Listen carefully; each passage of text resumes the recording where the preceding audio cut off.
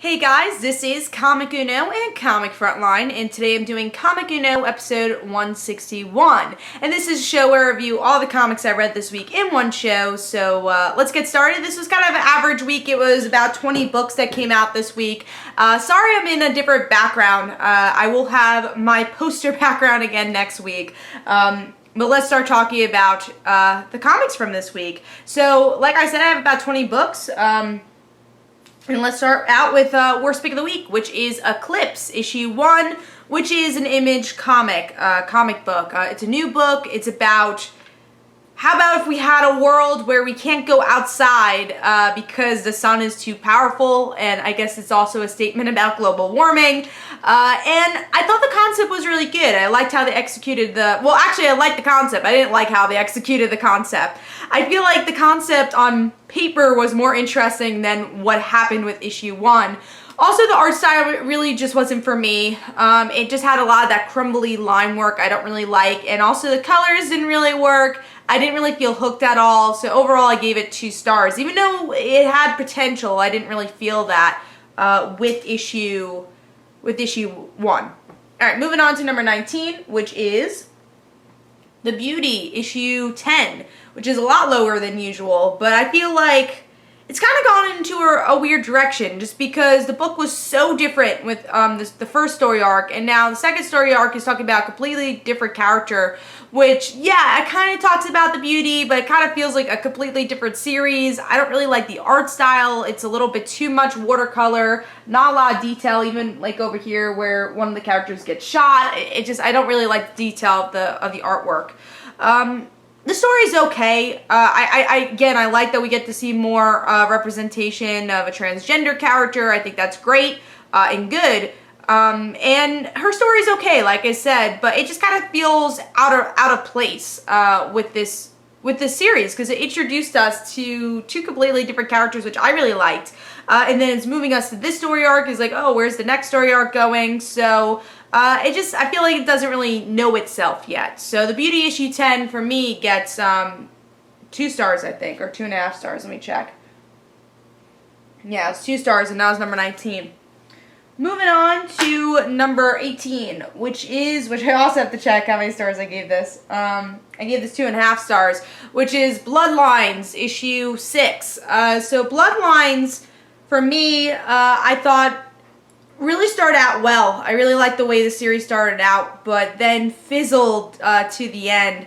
And then at this point, I just didn't really care about the characters. I don't think they really had chemistry, and that was the big thing. I think they were really cool characters separately, but then it kind of just went off the rails when they went into this alien origins of their powers, and again, the chemistry didn't really work for me.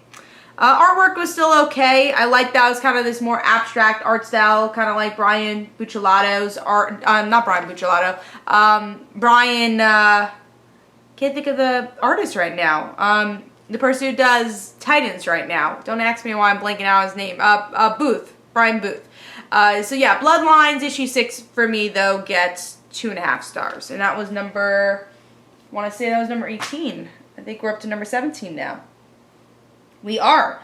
Number 17 is a book I am really debating about dropping, or at least going digital next, is Nightwing issue 4. I love Dick Grayson, so it's kind of hard for me to say I want to drop this book, but at the same time, I was really bored reading it. Art style, I think, was a little different, honestly. I like the colors still, but there's times where the body of Dick Grayson kind of looks lanky, out of proportion. I think this is a good example of that. He just kind of looks lanky to me. But I do like the colors, and overall the art's okay. At least the pencils are okay. But yeah, this issue is about the Court of Owls, and again, it's not a story I'm very interested in, and I'm still not interested in even Raptor as a sidekick slash villain slash whatever he is. Doesn't really interest me, and yeah, it's just a position where Dick Grayson is in this story. It's the same thing as Grayson, where I love the character, but I just not that interested in the plot that's going on that's surrounding this whole entire series. So I don't know if I want to drop it or not. It's hard because he is Nightwing now. He's not Super Spy Grayson, but yeah, I have to decide if I want to at least move this digitally or drop it completely. We'll figure it out when it comes out in another month or 2 weeks. I don't know if this is a double ship book, but 2.5 stars for me. I just wasn't interested. Still not really interested in the plot. Alright, so we're moving on to number 16, which is Invincible Iron Man issue 13, which I think is the second to last issue of the series, which I feel kind of still out of place series, because you know they're trying to set up for these new series that are coming up.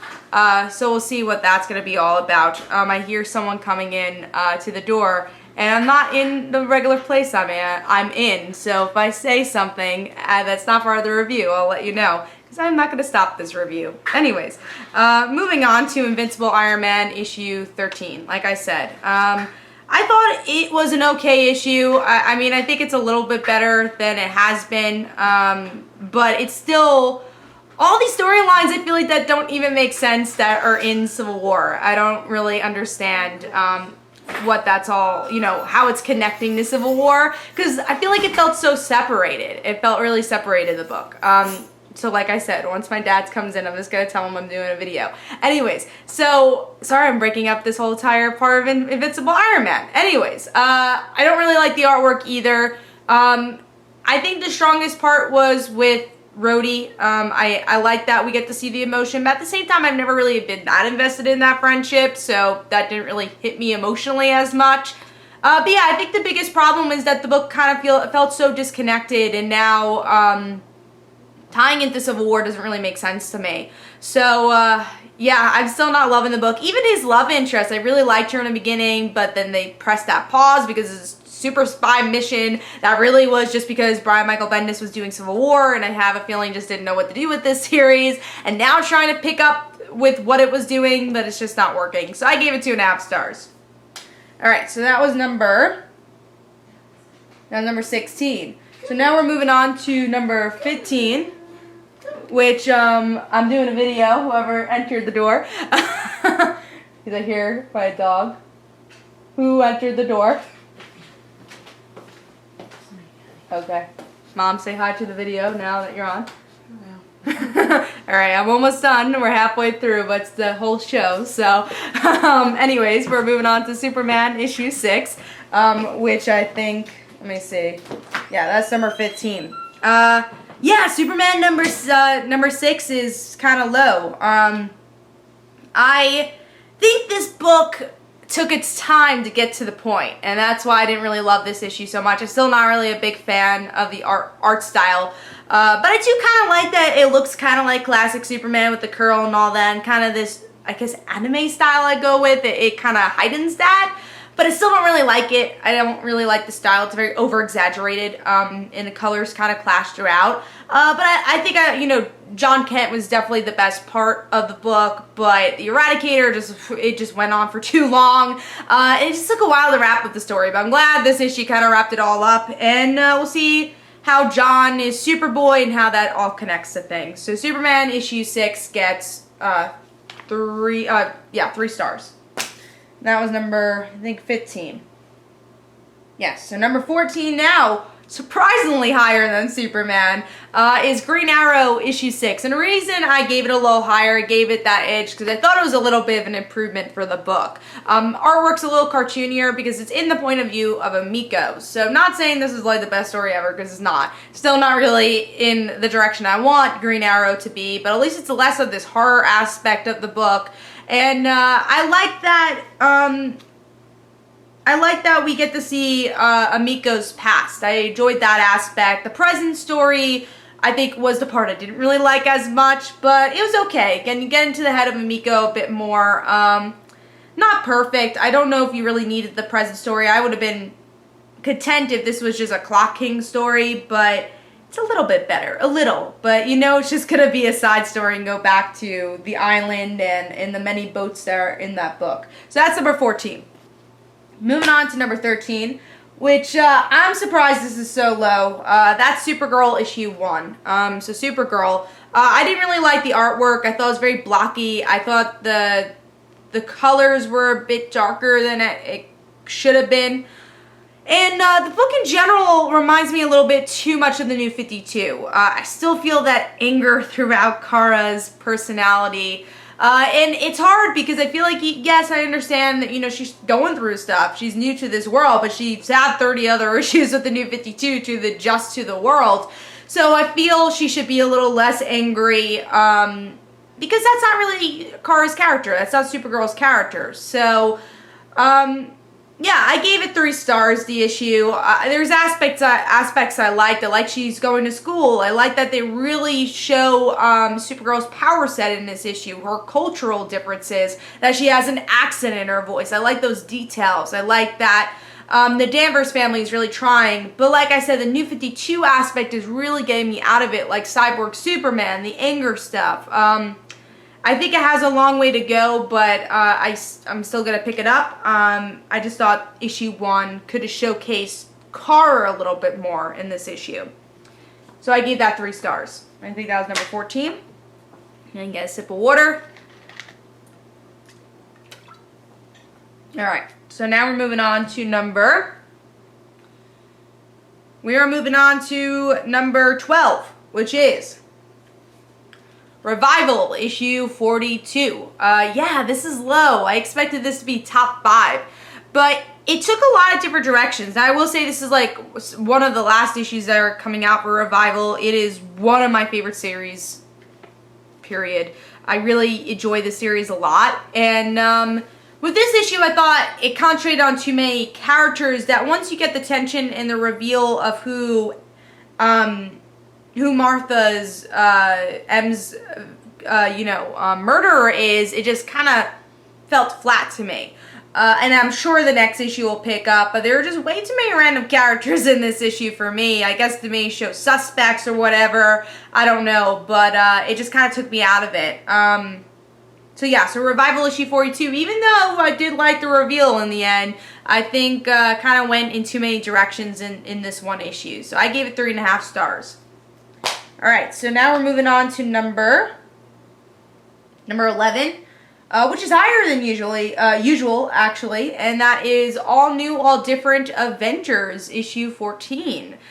So I like this issue a little more. I still don't think this book, it feels like a flagship book. The artwork still doesn't feel like that. If you saw my written review on the Marvel Report, I said the same thing. It's still very blocky. I like the coloring, but other than that, also, the Civil War II tie-in kind of, like, I don't want to say comes out of nowhere, but I think they should have decided, did they want to talk about the Whisper Group, or did they want to talk about Civil War II? Because it kind of felt like 2 different stories going on at once. But I did like Nadia. I really did like Janet. I love that Janet showcased her fashion aspect, which she actually knew the Whispers weren't Russian agents because of the outfits they were wearing, and that was very Janet, so I like that. I think they showcased Janet's personality very well, Nadia's personality well, which is why this issue is higher, but still does not feel like a flagship book and not the best Civil War II tie-in.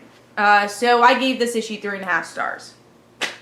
Alright, so that was number 11.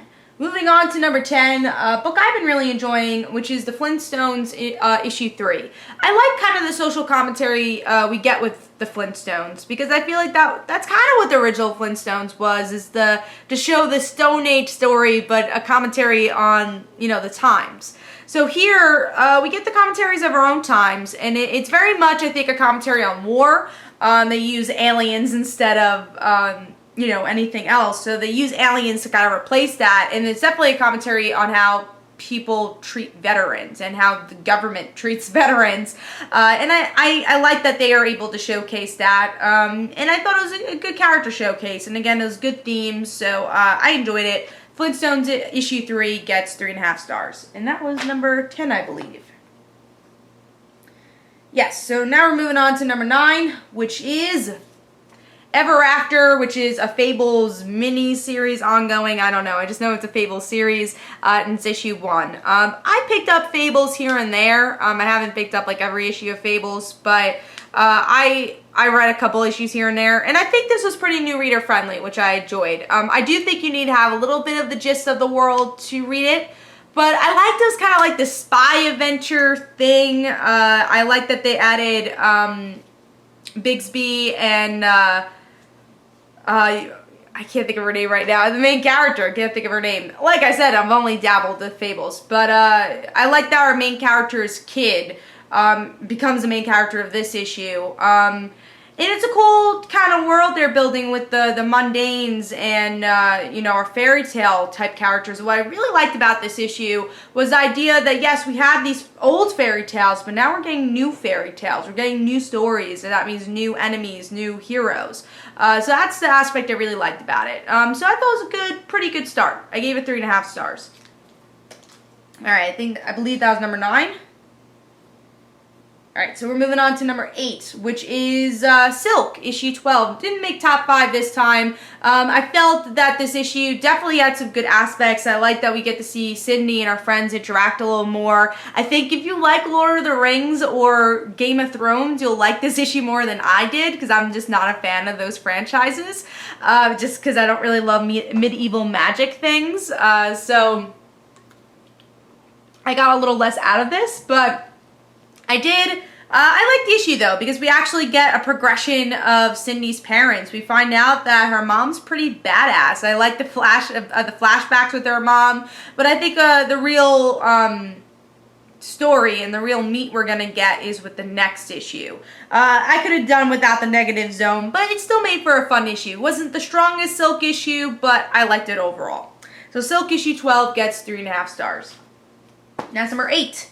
Moving on to number 7, which is Alters issue 1, which is from Aftershock, which is actually, the lead is a transgender character. And I would say the strongest aspect of this issue was the transgender aspect. I think that was the most interesting. And it's about this character's transition into trying to turn into a woman, and also having these abilities that they're called alters. So he right now, and then after a transition will be she.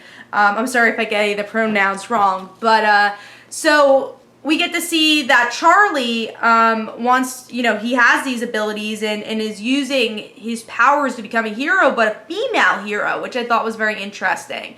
I will say the negative of this book was actually the hero aspect. I want that world to be built up more, because the character aspect, and again, the transgender aspect was really original and interesting. But I do want to see the superhero aspect be as original. So I gave it 4 stars though. Definitely hooked me to get the next issue. Alright, so moving on to number 6, which is another new indie book, and it's a mini-series from Boom, Skybourne issue 1. I really enjoyed this issue. I liked kind of this James Bond medieval type thing going on, even though I don't usually like medieval stuff. It's a combination of spy work, the kids of Lazarus, and you find out this, the daughter of Lazarus, she's a super spy, she's trying to get Excalibur, and I mean, the artwork is gorgeous for this. I love the detail, and what I love too is that the detail of this art is the way it focuses like a camera. So it's very much like this action movie, and I think Skybourne does a really good job at that. So I enjoyed that aspect. But then in the end, yes, she's the daughter of Lazarus, but you don't know if she dies, because this kind of magic guy, he looks like he knows a lot about magic, and she's like, oh, look at that. So I enjoyed that aspect. I really did. So overall, I thought this was a really solid book, and I can't wait to see where this miniseries goes. And it left us on a cliffhanger, a really good cliffhanger. I have my dog staring at me. Hi, Cuddles. All right, moving on to top 5. Number 5. Yes, this book made number 5, and I actually picked it up. And that is Jughead issue 9. I was going to say issue 1. It's promoted as issue 1. But issue 9, it's Sabrina. Sabrina enters this revival or this reboot of Archie. And in the most fun way that this happens, because Jughead, as we know, is an asexual character, so he doesn't like anybody, he just doesn't. And now he's falling in love with a hamburger, and then when he finds out that it's Sabrina, he's like, oh my god, I like the hamburger, not the person. So I thought it was a really fun issue, and previously the other creative team for Jughead, I didn't love the story, just it wasn't my type of humor, and that's what's kind of hard about humor books, is that, it's not always going to be, it's an acquired taste, it's not going to always be what people like, or, you're not going to have, you're not gonna have a story for everybody. But here, I felt like it was a really good melding of modern Archie that we've been getting with the Mark Waid series, but also plays homage to like Silver Age comics. It has that like commentary on the bottom here that is very much a big throwback, and even the art style felt still modern, even though it was again a throwback to this Reader Digest. So I really liked it. I can't wait to see more. I enjoyed it. So that was number 5, and that I gave 4 stars. Alright, so we're moving on to number 4, which is Glitterbomb, issue 1. So I really like this book because we get to see a little bit more of like celebrity culture being analyzed. Did you know I like those type of books? It reminds me of an IDW comic that came out recently, 8th Seal, which I liked. I liked the concept for it. I didn't love how it ended, but I liked the concept for it. And I enjoyed this issue because it gives you a good groundingness of what the book is about. We have this middle-aged woman who used to be this child actor, some psychic on a TV show, and she now just can't get auditions, and she's about to commit suicide, and she has demon possess her. So we don't really know what the demon's about, but the air of mystery is kind of what I like about the book. So yeah, I enjoyed it. I thought it was a really solid read. I liked the character. Sorry that my camera looks a little twisted. Hopefully it's not too twisted. Anyways, yeah, so I liked the book though. I enjoyed it. So I'm going to give Glitterbomb issue 1 4 stars. I thought it was a really solid start. Good character development. Like the artwork. So I'm going to give that 4 stars, and that is number 4. Moving on to number 3, which is Paper Girls issue 9. I don't remember a time that this book isn't on my top, because it's a really good book. So with this issue, we get to see a little bit, learn more about the other Erin. I learn a little bit about this world. I think they've said a couple of times that other realities don't exist, so this is not Stranger Things. So we get to see that in this issue, there's other time periods, though, that kind of look like other dimensions. And we have the hockey stick that was thrown from the last issue that said, oh, go to the fourth, let me see what it said, the 4th dimension or 4th whatever, like the 4th place, we'll call it. And it says maybe, well, the other Erin, we'll call her, because there's young Erin, old Erin, the other Erin, says that it's a trap. So maybe those people who said don't trust older Erin also said that as a trap. Maybe it's because you have to trust older Erin. So it's like this weird contradiction that is very interesting in this issue. But yeah, I'm glad this issue kind of expands the universe, but also character stuff too, that the older Erin has problems, the kids know about that, even young Erin knows that. So I liked it. Like I said, it was a world-building issue, and I'm just loving this series. So Paper Girls issue 9 gets 4.5 stars for me, and that is number 3. Before I move on to number 2, I'm just going to take a sip of water. Okay, moving on to number 2, which I read digitally, but I'm loving this book, Kill or Be Killed, issue 2. Really enjoyed this book so far.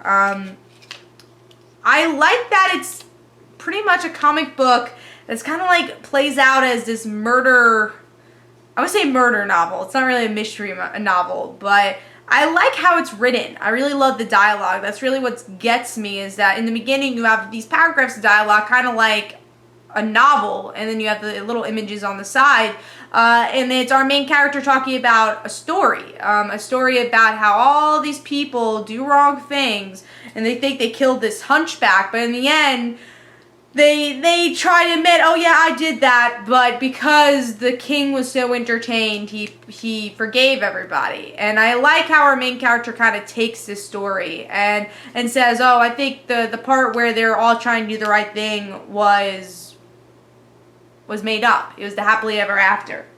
But then the other stuff about people trying to get away with it is always true. And I think what really got to me was our main character looking at his past and finding out that one of his friends was abused, and he didn't really do anything about it. So his first, I guess, or second kill is going to be to kill someone who deserves it. But it's then those questions in his mind saying, oh, maybe he's changed, but maybe he hasn't changed. And this is the person who abused his friend, who ended up, I think, killing himself in the end. So it's a really dark book. The artwork fits really well. The writing is just superb in it. I gave it 4.5 stars. Again, it's a very emotional book, and I like the dialogue. I'm sorry. I like the dialogue at the beginning where he says, you can see his mind's kind of gone a little wishy-washy, we'll say, because in the beginning, the way he kind of narrates, you could tell he's not extremely trustworthy narrator, which makes you question, is this demon even real? Because he says, oh, well, he kills somebody. He says, oh, this is like, I'm a monster now. And we find out that he's like, oh, wait, I skipped to the beginning, to the end again. Let me go back to the beginning. I love that, and hopefully they continue to do that. But again, it also shows how much this character has changed as we look to the past. I just really like the narrative structure of the book. So, moving on to number 1, which is Batman issue 6. This book blew me away. Talk about a psychological issue. I will say my only negative towards the book, very small negative, is the last page. Because the last page ties into our next arc, which is the Night of the Monster Men. And it really didn't have much to do with Gotham Girl. It kind of just felt like it was stuck in there. And I don't really know how to feel that they're kind of going this other direction for this random tie-in / crossover. But the rest of the book is about Gotham Girl and her mental state. It's about her mother dying, her father dying, but it's really what hit her is her brother dying, Hank, and she's talking to him throughout the issue and saying, oh, remember when we did this as kids? And that's what the gut wrench is in this issue, is that she's talking to him, and that in the dialogue is so well done by Tom King. But also it's the ending how Batman deals with Gotham Girl. She shaves her whole head off and everything. And it's Batman revealing himself as Bruce Wayne and saying, I went through that. I know what you're going through. And it's Bruce opening himself up, which is so rare, but why it made this issue so strong. So besides that last page, I love this issue. And Ivan Reyes does the artwork, but it's very similar to David Finch's, which I like that he kind of made it his own, but at the same time fit the style of David Finch that we've been getting used to. So for me, Batman issue 6 gets 5 stars. I really enjoyed this issue. It was 100% my pick of the week. So hopefully you guys enjoyed. This is Comic Don't forget to follow me on Twitter. Don't forget to like my Facebook page. Also, description below, there are links for my comic book, Like Father, Like Daughter. And don't forget to like the Facebook page of Like Father, Like Daughter. And I will see you guys later. Of course, I'll have Comic episode next week. And it's Comic and Comic Frontline. See you guys later. Bye.